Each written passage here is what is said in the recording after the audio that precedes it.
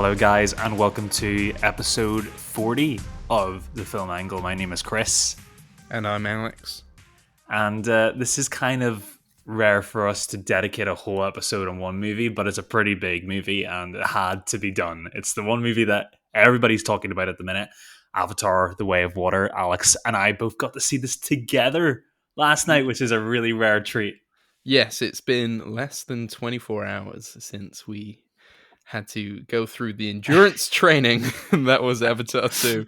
And yeah, I mean, it's kind of strange most of the time when we get to do these kind of big in-depth film reviews or spoiler specials or, whatever we end up calling these properly, I don't know. But we've had a bit of time in between, and here we're coming off. I mean, I've not. I came home from Avatar. I went to sleep because it was It was midnight.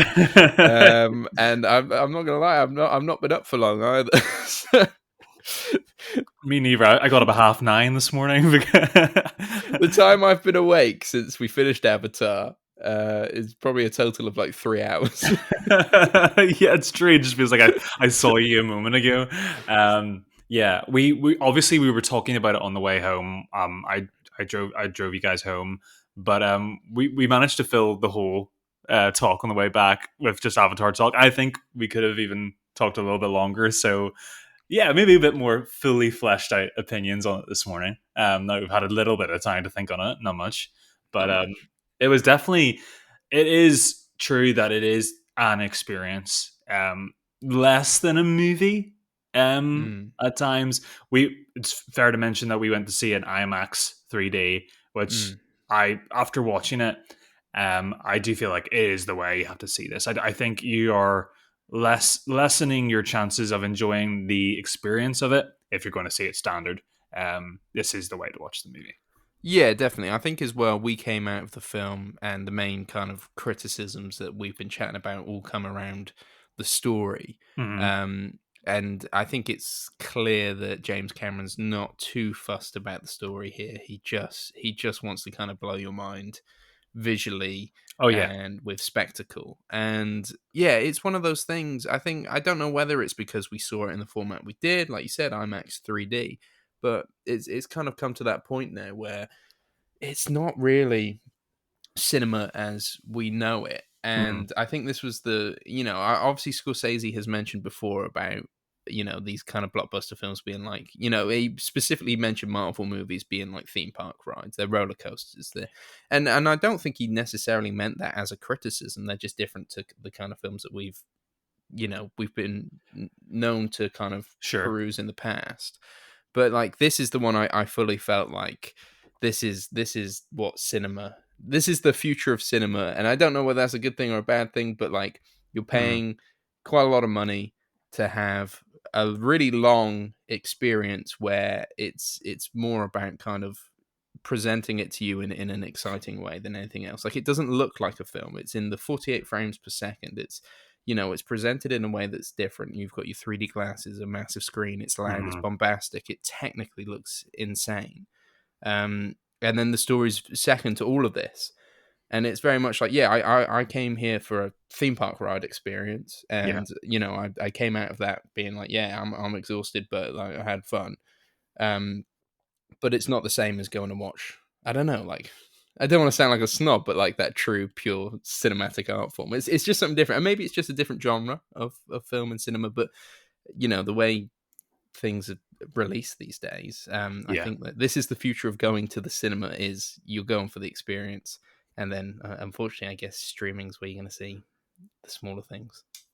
Yeah, it is interesting, and I find that the people who are trying to pioneer, people like Cameron, people like Zemeckis, they're all, one's doing it a lot better than the other. Let's just say these are the guys who are actually technologies at the forefront of their mind, and it's quite interesting that it's the older filmmakers, specifically men, who are trying to drive this future pioneering thing over, and compared to younger filmmakers who seem to try to be making cinema, for lack of a better term. I just find that interesting. I know, but it's no stranger to Cameron, though. He's always been trying to push that even ever since the start of his career.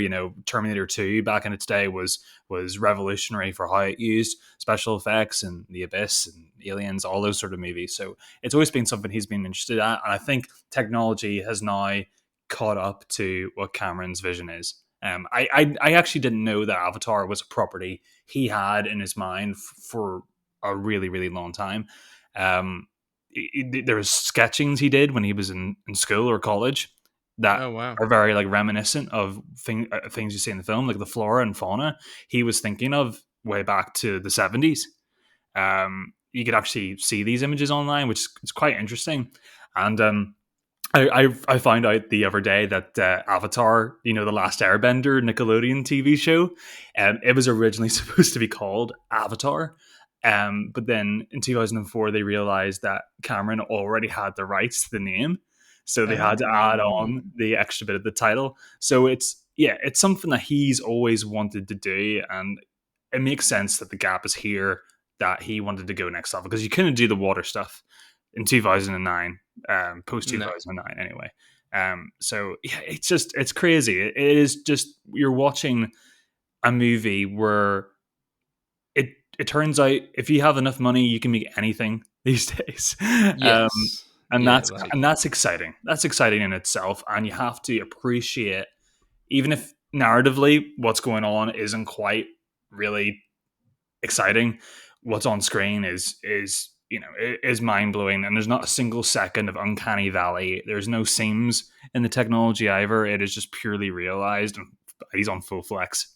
yeah, it's and it's the motion capture that's really kind of helping you believe it all as well, because you have the perfection of how it looks. Like everything visually looks incredible. It doesn't take 2 seconds to be like, all right, yeah, and then this is a real world and I'm in it.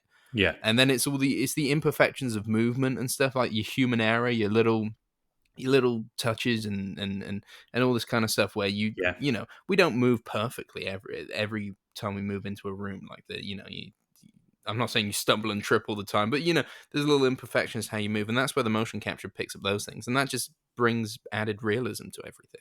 And then on top of that, you've got these insane visual effects artists that are recreating skin and obviously water in a way that's kind of glorious, to the point where there are moments where you're like, are they in real water, or like how are they filming this? And I know there's like certain shots where people have been debating online whether like they've painted a blue hand and it's in the water with a prop, and you're like, yeah. I mean, I maybe don't they think did for so. reference, but yeah, no, I'm pretty sure it's like fully CGI. Yeah, particularly the close ups of any hand actions that are going on. Like if someone's trying to saddle up one of the sea creatures or anything, they're like, the photorealism is next level. I mean, yeah, I could get why somebody could be, utterly convincing themselves that is shot live action, and the way the water moves against the skin or splashes up, even stuff that you're not supposed to be focusing on, you're just so distracted. Particularly underwater scenes when you're just looking left and right of the characters, there's always something. It's absolutely mind blowing. I don't know how it is me. I would love to go whenever the director's cut comes out, look at the behind the scenes and just try to dissect how this was done, because it blows out anything out of the water. No pun intended. What Marvel are doing these days, Although I found the Black Panther, Wakanda Forever underwater scenes quite interesting in their own way. It's unfortunately for Black Panther, if you were to watch this back to back of that, those scenes can't compare to this. It's true, but also I would say they're stylistically different as well. True, that is true. But let's for our listeners just kind of briefly go over the story. Let's try and Yes, review it like a normal film, I guess, even yes. though it feels anything but. We are back in the world of Pandora after, I think it's like 14 years or something like that. The Sky People, humans, have returned, and our villain from the first film, Quarch. Is it General Quarch? Is that Quaritch. Yeah, Quarch? Yeah. See, I'll say this about the film: not a lot. Like, I don't know what it is about the names, but they're just not yeah. very memorable. Okay, I can't remember half these guys' names apart from Spider. That's a great name. Yeah, Okay, he looks you like a remember spider. Spider? He looks Very like he's simple. straight out of a Wachowski film. Yeah, yeah. Oh yeah, definitely, definitely. Quaritch is now a Navi. You know, his memories have been implanted into an avatar, Yeah. and he's come back to kind of find Jake Sully and Neytiri and kind of kill him and his family to stop the kind of rebellious um, tirade that they have on the humans. Mm-hmm.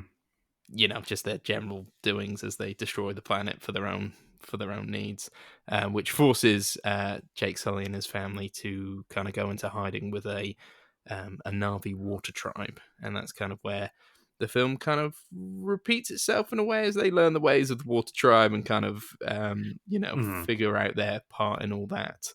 Um, Before ultimately coming to the final blows, which is yeah, yeah, is it? And I think that's the thing. This is what we were talking about last night, wasn't it? With the story, it's like none of this is rebuilding the wheel. Like it's all tropes and scenes we've seen from other films. yes. Like there's nothing original here apart from that the people are blue.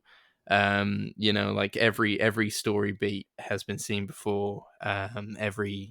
Every kind of interaction. There's no surprises. You know where it's going.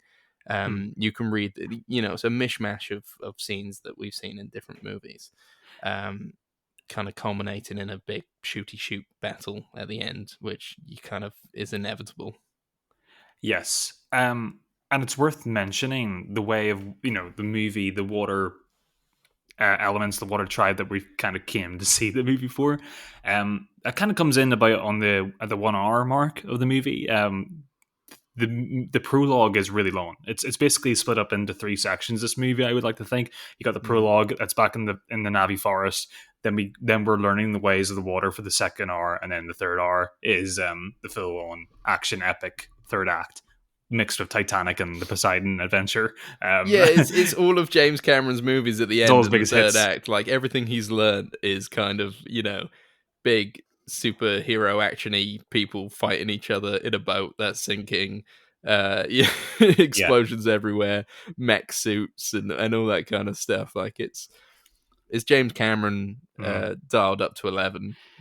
It definitely had a different flavor though from the first movie. The first film, our POV was 100% was Jake Sully. Mm, This time, it definitely felt more like an ensemble movie. mm. Um, Perhaps Jake and perhaps Sigourney Weaver's character Kiri um, are the main protagonists in this, but it's still nobody's movie in particular. I mean, even Quaritch gets a lot more screen time, I think, in this movie than he did in the first. I wasn't Oh yeah. expecting him to be such a big character in this. How did you feel the Sigourney Weaver element of the movie worked with Kiri? It's obviously Grace died in the last film, and they couldn't resurrect her from Awa when they tried to do the ritual to bring her back to life. But they are still keeping her body, her avatar body, in a tank. And there was a sort of miraculous conception, maybe teased. There might have been a father, it might have been Awa, that she magically had a baby, and that baby was Kiri, and she got adopted into the Sully family. And is actually voiced by Sigourney Weaver too. Had to do a lot of voice training. She had to learn how to kind of speak like a teenager. How do you feel like that worked in the movie? Yeah, I think it worked absolutely fine. And obviously Sigourney Weaver's a brilliant actress anyway. Mm, She she's believable as a 14-year-old girl, I think, but also there's an element of strangeness to her character anyway. It seems the film there's a lot more setup in this film for the sequels than obviously there was in the first Avatar, and it definitely feels like we're setting up Kira to be some kind of got Awa personified or some kind of avatar messiah um in the future, as she kind of interacts with the world around her in a different way, and kind of even the other Navi think she's quite strange, and stuff like that. it makes sense that the Sigourney Weaver voice is not necessarily strange, but different to the other teenagers because she's almost an embodiment of Awa. That's kind of what I got from that Yeah. performance. and they didn't give her as much actually vocal performance as I thought they were going to be. She doesn't actually have that many lines in the movie for you to really kind of kind of tilt your head at anyway. So I thought that worked fine for this film. Yeah, and obviously even with the mocap, it's not like Robert De Niro In The Irishman. in The Irishman, where he's playing a younger version of himself and he moves like an old man. Yeah. Obviously, I'm sure there'll be a lot less mocap for the kind of physical portrayal potentially of Sigourney Weaver's character. Yeah. But obviously, facially is probably where it was at instead. I'm just trying to think about these scenes because there's a lot of scenes where they're all the teenagers are like sitting around circles and talking normally. And imagine like all the kids, because there's all the rest of them are played by real kids, and then Sigourney Weaver just in a mocap sitting around a campfire with them and trying to be a teenager with them. Hello, fellow kids. It's an imposter here. Yeah, there's a lot going on in this movie. It's definitely the bad men are even, I think, worse in this movie. I don't think there's very little of the human characters apart from the scientists that we already had in the first movie that are very likable. Cameron is not very delicate with with humanity. It's very much like if we did this thing, we'd be assholes, and we're not just like trying to take the resource and trying to excuse ourselves. Whenever we watch a lot of movies about colonization, the indifference towards indigenous people is always like, well, they're not going to use it anyway, and they don't understand this, and we're progressing, and they try to rationalize. And when the humans come to Pandora, they're just nasty people who just don't care and just see the Na'vi people as daisies to cut down. And that is quite, I think it works in its favor in this movie because you do feel that genuine anger towards the humans, especially Yes. when, and they kill whales in this movie. So if you're a bit They spend what feels like an hour just going through how they trap and kill whales. It's brutal. You're there for well, it's probably not an hour, obviously, but it's quite a long sequence where they're like, first we do this and it deafens them, and then we do this and it traps their babies and we attach we harpoon balloons onto them so that they go to the top, float to the top, and it's separate awful. the bull from the pack, and and you're like, bloody hell. Yeah. We got a lot of time spent on this sort of speedboat that has a harpoon on it with a really eccentric New Zealander guy who's hunting these guys and just treats it as sport. We got a lot of time spent with that dude. He's like something. He feels like something out of a Hobbit movie, which kind of makes sense with the high frame rate and everything. Yeah, and just seeing how like nasty they are to it, and it's pretty graphic. I mean, we get this scene where they're harvesting kind of like a female whale creature. I don't know what they're called. We're just calling them whales. And yeah, they full on like kind of dissect into them, and it's really horrible. And you got the James Horner score from the first movie whenever they blow up the tree is back here again, where it's the so it's pretty horrible. And we have to talk about the resource is shifted in this movie now. The humans aren't after unobtainium anymore. Actually, it's not even mentioned in this movie at all. It's not mentioned at all, is it? It's not even mentioned. So they're after whale brain juice serum stuff. And this comes out of nowhere, and obviously doesn't really affect the plot either yet, but it definitely feels like set up for the sequels, right? They extract this brain juice, and then all of a sudden he's just like, yeah, drop of this makes you immortal, stops the aging process. And you're like, wait, what? And they're like, yeah, this sells for millions. And you're like, okay. And that obviously is strange. Like, yeah, the reason for the humans being there is a little bit more not even convoluted. It's just kind of ambiguous this time. There's an element when one of the new colonels says, we're trying to make this place habitable for Earth, so potentially Earth's not doing so well, and Pandora's going to be the next civilization. Yes. For us humans, and then you get the whale juice bit, so potentially that's the big MacGuffin that they need from the planet. I don't really know. It's confusing at this point, but maybe it'll work better in the future. It was confusing at the beginning. I wasn't quite sure. It almost felt vengeful at the beginning. The humans return. It was sort of like it was inevitable. They were sent with their tail between their legs in the first movie, and they came back. And I really actually that was kind of one of the moments in the movie that worked for me was the opening sequence where Jake spots a star in the sky, and it's like that means that the sky people are back, and they come in and they're reversing into the planet at like full speed, and these giant ships, and the cause of the reversing of the engines is torching the whole forest. I mean, to a nuclear level, and that's like I thought that was really.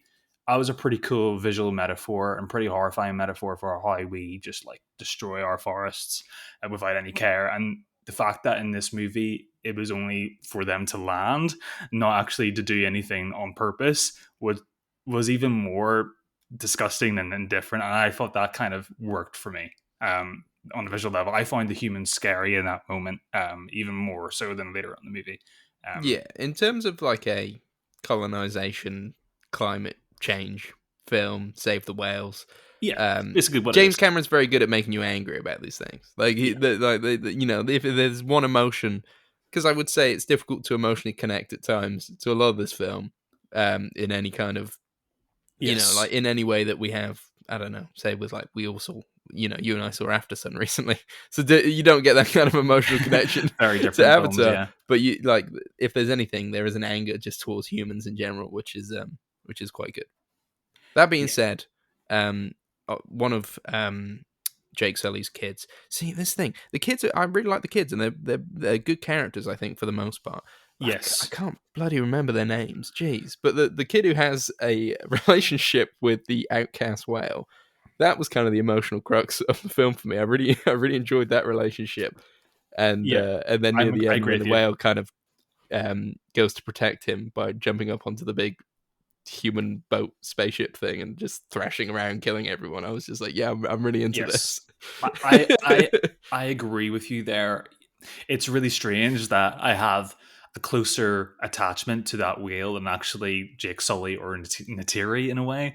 Whenever I find Natiri's sort of arc pretty interesting in the third act, but she's kind of absent from a lot of the movie. She kind of takes on a Yeah. very like maternal sort of role where she is kind of just playing the pissed off mum.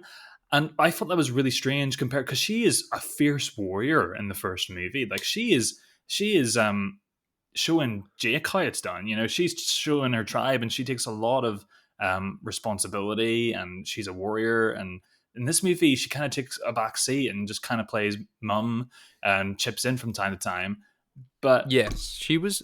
I think that was like one of my biggest disappointments in the film is that Zoe Saldana is probably one of the best actresses in this film, right? Like, she's the most convincing performance as an and as a and, Navi. Yeah, and probably the biggest star in the film potentially as well. Like, if anybody's name that anybody still recognizes, it's Zoe Saldana, I would I think say. so. Yeah. And it's a shame. You're right. She's just kind of the emotional woman in the background.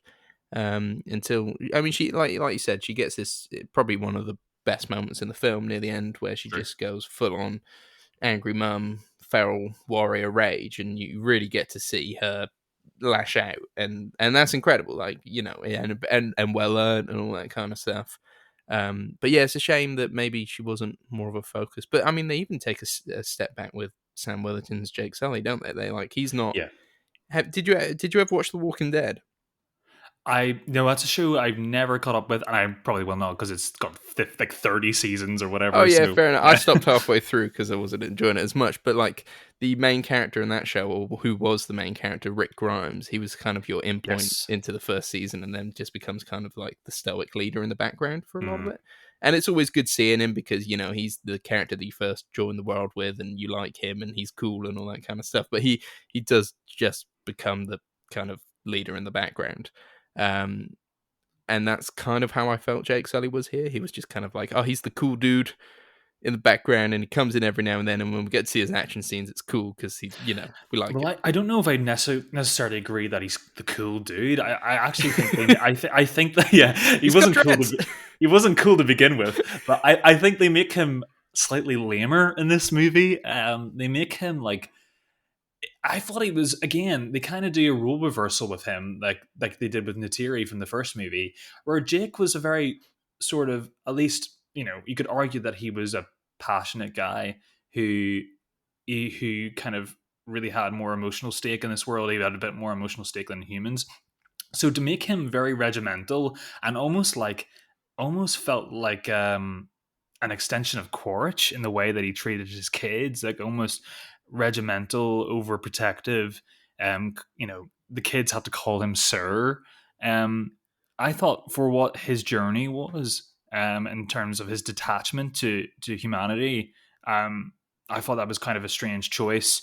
I don't think Sam Worthington does bad work in this movie. No. I do feel like it's just less stuff for him to do, and I think the third act when he gets more to do, he does throw in a good performance. But yeah, Jake was always our window into this world. I don't know if he's the character I'm No. most interested in following. No, he's definitely not the most interesting character in this film. I did like the scene where he gets humbled a little bit, because in the first film he obviously does everything better than the Na'vi all the time. He's bigger and Yes. better, and he can do it faster and quicker and easier than all of them. And obviously he tries to take on one of these water creatures that the water tribe will fly, and he's like, "No, I Yes. want the big one. I want the big one," and immediately gets humbled by it. And you're just like, "Yeah, Well, he needed that." it tricks the audience as well, because we think that he's successful at the beginning, like he's getting his bearings, and then before he just absolutely gets wiped out. No, I appreciated that scene too. He needed it. He needed it. I think that's James Cameron, probably directly addressing some of the criticism of the first film. Yeah, and you never feel like Jake is in peril. Like even in the when the action is ramped up, like the guy is just like doesn't put a foot wrong in terms of action. He is it is the white savior thing, but they've taken a back seat with it this time, and I do quite like you said, propelling the kids forward and maybe potentially making them the forefront of the narrative going forward in the next stories. I quite like that idea. Yeah, I mean, I'm not sure what story there is to tell with Jake at this point. Going forward, I guess maybe becoming less of a militarized dad. But then at the same time, there's nothing in this film to make him think that he shouldn't still be training them and Yeah. get them to fight. It's almost like the start of the film. We have him, having to fight for his tribe, and kind of fight back against the humans who have returned, and he has to do that with his family. And then the arc is kind of like he obviously has to be on the run, and maybe they can just be a family elsewhere and not have to fight. And then the film finishes with like, no, this is our planet, and we have to fight. So it's almost like not much is learned during the course of the film. We kind of go back to where we started, where actually we're all fighting for the planet again. Yeah, and I'm calling it now. I think if we get to Avatar 5, when we're all 80 years old, I think it's going to end with like Sam Worthington's Avatar is going to be sitting around a campfire with with a big Navi beard, looking up the stars and telling the grandkids about about his story. That's how we're going to cap this thing. Come on, he's dying, man. He's at the end You of think? this Avatar films. He's sacrificing himself for Pandora. There's no way he's not. I heard something as well. Like apparently, like so obviously 3 is pretty much they've It's filmed pretty a lot much of wrapped 3, haven't principal they? And then photography. 4, they've done some bit, especially with the kids who were kids when they started filming this, but are now pretty much all adults. Logistical nightmare. It's kind of like it's funny. It's almost like the opposite of Harry Potter, where they've grown up in front of your eyes. Like these kids, they've grown up and you haven't seen it, but you're going to at some point. I heard they're potentially going to Earth in 4 or 5. That's the idea. Is it somehow Interesting. I haven't heard somehow? of this. Have you not? I saw No. somewhere where apparently the story's gonna get to Earth at some point. Okay. I think we Interesting. definitely need to talk about Quaritch, because Quaritch is a big part of this movie. Like you said, he wakes up in his avatar body. He died in the first movie, and basically he just wakes up, and it's like Sully.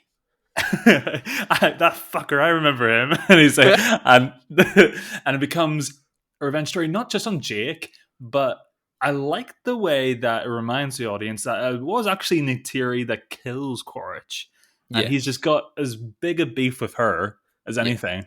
His kind of vendetta is really interesting, but they do humanize him in obviously this kind of. I mean, it's revealed pretty early on in the film that Spider is his son. Yeah. How, why, retcon, who knows? But he was basically a toddler when they kicked the humans off of Earth and obviously couldn't be put into cryo sleep to go back Yes, with that's right. them. So they've kind of adopted him into the family. And he's the kind of he kind of humanizes Quaritch in a way. Yeah. Even Yeah. though that is that kind of struggle between like, I don't want you to be my dad because I hate you, but actually deep down there's something there. And then him being like, you're not really my son, you kind of just, yeah, but you kind of are, but I'm gonna It's kind of take you on a bit anyway. yeah. It's really interesting. I think there's a lot left on the table which they really could have explored and made interesting, but I like what they're kind of picking at times. It's strange as well because you're wrestling that plot thread, that emotional through line with Quaritch also is having a bit of a war within himself, where he is trying to disassociate himself from his human past. Like he literally has this visual thing where he crushes his own skull when he finds his old Yes, deceased that's human cool. body. That was a cool moment. Like Crushing your own that was a skull. full let the past die sort of moment. Yeah, so that's interesting that he's having these conflicted feelings about Spider, but yet he doesn't see himself as the old Quaritch anymore. It's strange. You got two things working against each other. I would argue though they didn't give us enough um, reason to kind of believe in that relationship. I think Quaritch is by design a cartoon character, especially in the first movie, and to introduce this side to him feels a little bit late and tacked on, and I don't know if that relationship really works. I really I don't. Who's the actor who plays Spider again? He's quite a new guy, isn't he? Yeah, I can't I remember think his name. He's good I though. I thought it I was- respect that. I think that's a really hard role to play. He is basically you know, on screen with Navi characters the whole movie, and rarely, apart from a certain section of the movie, interacts with humans. And that stuff, I found that stuff even more than the underwater stuff mind-boggling in terms of how they superimpose his character with everybody else and how he interacts with everybody, touches their skin. It's like it's very, very impressive and strange and surreal. It's like very video gamey whenever Spider's on the screen. yes, yeah, Um, and he's like that interesting. He's that I can get to places which these guys can't because I'm human, and obviously you get to see that element yeah, of the film through his eyes. And having grown up with his brothers and sisters in the Navi community, obviously him kind of seeing what the humans get up to and how that affects him. And I think I really liked everything going on there. I feel a little bit weird that like he got captured and they were just like, ah, whatever, we gotta go. They're like, he's tough, he'll be alright. And you're just like, what? yeah. What is the relationship here? It is, yeah, it is strange, isn't it? Especially you think Jake, I think would have been really nice if they had like a love triangle of fatherhood between Jake, Spider, and Quaritch, because Mm, I think it would have made sense because Jake is the only one in the Navi who has a human background, and it would have been really interesting if he had a really close relationship with Spider and treated him as like a surrogate sort of son. And that could have been a very interesting dynamic. I think that's a bit of a missed opportunity. Um, but yeah, he just feels like the guy he's kind of made fun of and tax it on, and you kind of feel sorry for him. He's like this kid, like in real life, if this was his situation, would be absolutely mentally around to be somewhere else on a different stratosphere. Same with Jake. It's like you got to really switch your mind off when you watch these sort of movies because you're thinking like what the fuck would be going on with Jake in his mind? Like he grew up in an earthly environment, comes to Pandora, and how did he ever know that he would end up in a situation where he'd be a fucking vigilante blue monkey guy on a different planet? And like, and he kind of just accepts that, and it's so weird that he's you so know, dissociated from his human yeah, self. He like even calls them sky people. You're like, you yeah, were a human, dude. we did laugh about because obviously the first movie, whenever Jake is interacting with the Navi, he is learning their language. And we get subtitles at the beginning. The movie starts like this, and Jake's doing his typical narration. It's back again here, and he says, "Yeah, I've picked up the language so quick to the point that it just all starts sounding like English to me." And then you literally see the subtitles on the screen literally disappear and fade out. And then the rest of the movie, the Navi are just speaking English. I thought that was so funny. It's like, well, fair enough. I mean, I guess we don't want to watch subtitles for 3 hours, but yeah, I guess the Yeah, Navi don't speak Navi anymore. it's a stupid out, but it's kind of, it makes sense at the same time. There's a lot of stupid stuff in this film. I think Yeah, that it's just one of those strange things, isn't it? Like part of me is just like after 12 years of wait. Well, were we waiting? I don't know. After 12 years between the first film and the sequel, we really do just get a kind of rehashed version of the first film, and you're like, have I really waited this long for this? But at the same time, like the visual spectacles on a different level, yeah, um, and it's strange. it's I wouldn't be like I'm not. You wouldn't go out and say it's the most beautiful looking film in the world, but like in terms of technological creation, yeah, it's there's nothing like it. Yeah. I think the marketing likes to tell us that we've been waiting 13 years more than we actually have. I think the thing was as soon as the movie came out, Avatar was such a big success. Yeah, we got 4 or 5 sequels planned, and then nothing just was coming out. Nothing was happening. We didn't know if he was filming, and then suddenly, about 3 or 4 years ago, we get like one or two behind the scenes, photos, and we're like, oh, okay, it is happening. Because I think everybody up until that point, up until like before COVID, that the movies were just not going to happen. yeah, they kept He pushing the keeps release saying that they are, but they're not dates. going to happen. You kept hearing things like, "Oh, there's going to be 4 or 5, and they're all being filmed at the same time." Yeah, And like, dude, you haven't even made like we haven't seen anything of the second yet, and it's yeah, like it just sounds like just fake news all the time. But then it came about, and then I guess this year has only really been the traction starting again ever since we saw the first trailer come out. So it is a really strange relationship that the audience has with this. But people still turned out in their droves last night. I well, feel I even a mean, week that was after. my first time at the IMAX in Plymouth, and I mean, it's huge. We were in row J, halfway along, and you're in seat 20. So I don't know how many rows there were, but it felt like we were only in the middle of the cinema, and nearly every row was packed out with people. So Hmm. like hundreds and hundreds of people were in our screening last night, and Yeah, they seemed to. only they block out. You can't actually buy tickets for the first 3 rows or something around the whole way because I think because the IMAX 3D wouldn't work. So they literally, when you went on the website, they Ah, blocked it out. So who knows if those were open, it might have been even filled out even more. But yeah, it was. I felt really excited going in. It's nice seeing so many people excited about movies like this, and it, yeah. it shows that the goodwill. People from 2009 still remember that experience, and that was it's incredible how much of a cultural movement that was when that came out. I remember people, aunties and relatives and things coming up to me, and people who don't usually go to the cinema in 2009, and were saying to me, "It's like, have you seen Avatar yet?" It was people. It brought everybody out.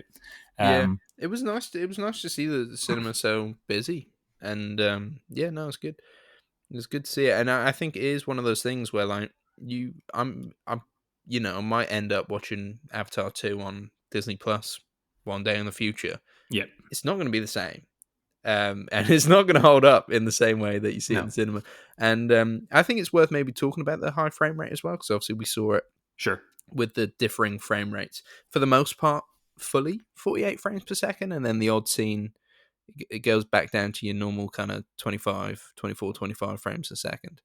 And that's quite jarring. It almost feels like a video game that's kind of buffering in the scenes where too much is going on. Except that like anytime it started to go into a lower frame rate, I was like, well, this is probably a dispensable scene that nothing happens because anything yeah. interesting happens in 48 frames per second.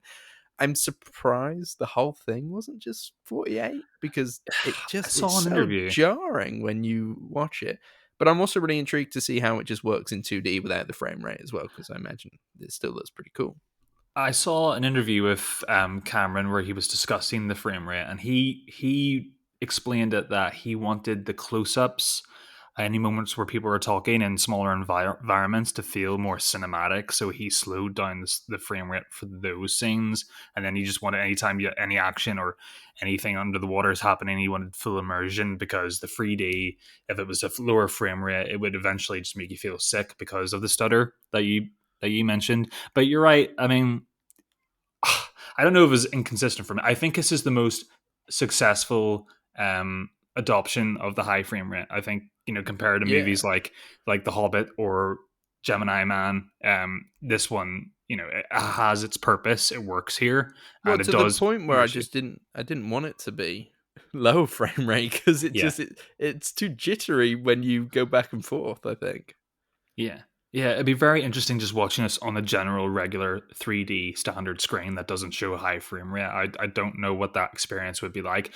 I would just urge anybody listening who's still like on the fence about seeing Avatar: The Way of Water. I would definitely go for the IMAX 3D experience. That seems like the best way to see this movie. I know the 4DX screening was packed out last night. I don't envy anybody who had to be chucked around on their seat for 3+ hours, as well as their mind trying to adapt to this high frame rate and 3D. That sounds Yeah. like a one way Whilst ticket to being sick time. splashed in the face with water and everything else, because I imagine you come out of Smells. that screen and soaking wet. But I think it's worth saying as well, like, when you and I and our partners came out of the cinema, like, we were exhausted. Like, Yes. my eyes were bloodshot. When I came home, I looked at my eyes in the mirror. They were bloodshot. My legs, I was just like, Oh, the this legs. Yeah. just, and it's loud. And I thought I'd just been at like a 3 hour gig or something. Yeah. Like, it's honestly an exhausting experience. The film is too long. There's no doubt about that. But I Yeah. guess, you're getting your money's worth. Oh, yeah, for sure. Yeah, it was a full physical experience. Like because I think everybody felt that way. As soon as I got up off my chair, my legs, I felt like a newborn giraffe. I just was like, even when I got home, I had to. Then you have to go into the car and then drive home as well. And then as soon as I got out the car, I was like, oh my god, my legs ache. All the hinges need greased up. I also, during the middle part of the movie, I thought the movie was really. I don't know if it's just the IMAX screen. I haven't had it. I go to IMAX pretty regularly, and I didn't have this experience before. But it was very, very loud to the point that I actually had really powerful, strong toothache throughout my whole mouth, and I was really like I found it hard to focus on the movie because of that. Mm, Yeah, it's a full body experience. yeah. Don't turn your hearing aids up. No, no. That was quite something. Coming out of that, I was very proud of myself for not needing a Wii though. I was thinking it because Yeah. you're a notorious potty goer during a movie. Well, no, only in the last year, and I'd really try not to. But it always, yeah, I guess that's just part of getting old. But but I really try not to. But yeah, there's been a couple of films where I've had to go to the toilet halfway through, and I feel awful about it. Especially when you're watching a movie concerned with water, you'd think the temptation would be Yeah, amplified. I know, and I had like 2 beers before going in, and then I had a big old iced coffee with me because there was a Starbucks in the Cineworld, which I thought I was like, oh, get it, I have some cold brew. I don't know if that was a good idea, but anyway, I was okay, which is good. I needed the caffeine just to like kind of keep the. I mean, there was no way you were going to fall asleep in that screening with how loud and just crazy it was, but yeah, just something to keep me a little bit more alert Yeah. at times, I think was needed.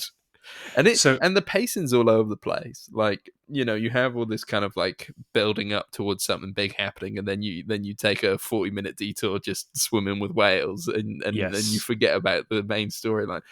Pacing's all over the place. The middle bit, even though I like, I don't like the fact that it's such an actiony, shooty shoot film, but mm, at the same time, like those are the more exciting parts. But at the yes, same time, like I really like the middle stuff of just kind of exploring the water and the whales and all the stuff. Like I said, the whale relationship was like the emotional crux of the film for me. But at the same time, like when it's a 3 hour film, those moments do drag where you're like, let's move on a bit. Come on, guys, my legs are hurting. yeah, yeah. I think the same thing. I think it's a straight down the middle experience for me.